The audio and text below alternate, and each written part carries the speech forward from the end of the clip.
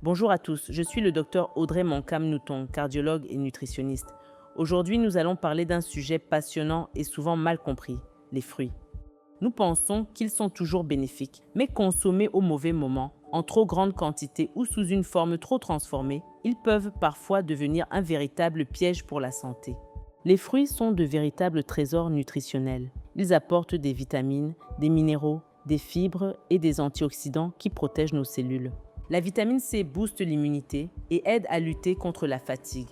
Le potassium régule la tension artérielle, le magnésium aide à réduire le stress et les fibres améliorent la digestion tout en stabilisant la glycémie. En Afrique, nous avons la chance d'avoir une immense diversité de fruits. Mangue, papaye, goyave, avocat, pastèque, corosol. Mais pour bénéficier pleinement de leurs bienfaits, il faut surtout savoir quand et comment les consommer. Beaucoup pensent qu'un jus d'orange le matin à jeun est une bonne habitude. Pourtant, c'est une erreur très fréquente. Lorsqu'on boit un jus même fait maison, les sucres du fruit passent très rapidement dans le sang. La glycémie monte d'un coup, l'insuline aussi, puis une heure plus tard, elle chute brutalement. On constate fatigue, fringales et à long terme prise de poids. Un fruit doit se mâcher, pas se boire. Et s'il est consommé le matin, il vaut mieux l'accompagner de fibres ou de protéines. Par exemple, un morceau de papaye avec des arachides ou du yaourt nature. Les mentions 100% pur jus ou sans sucre ajouté sont souvent trompeuses. La plupart de ces jus industriels proviennent de concentrés pasteurisés et contiennent beaucoup de fructose.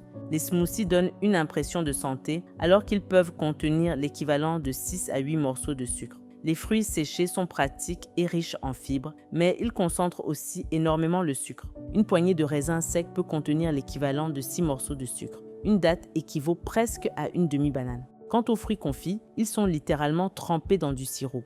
Il vaut mieux choisir des fruits séchés, naturels, non sucrés, et les associer à des noix ou des amandes pour limiter l'impact glycémique.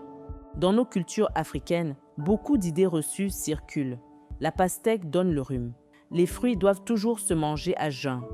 Ces affirmations sont fausses. La pastèque n'a jamais donné le rhume, elle hydrate. L'ananas facilite la digestion, mais il ne fait pas maigrir. Quant aux fruits à jeun, ils ne conviennent pas à tout le monde car certains peuvent irriter l'estomac.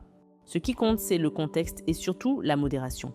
Le meilleur moment pour manger des fruits, c'est entre les repas. À jeun, les fruits acides peuvent provoquer des irritations. Juste après un repas lourd, ils risquent de fermenter et de provoquer des ballonnements. Pour bénéficier de tous les nutriments, choisissez des fruits locaux et de saison. Un fruit cueilli trop tôt ou mûri artificiellement contient beaucoup moins de vitamines. Chaque couleur apporte des bénéfices précis.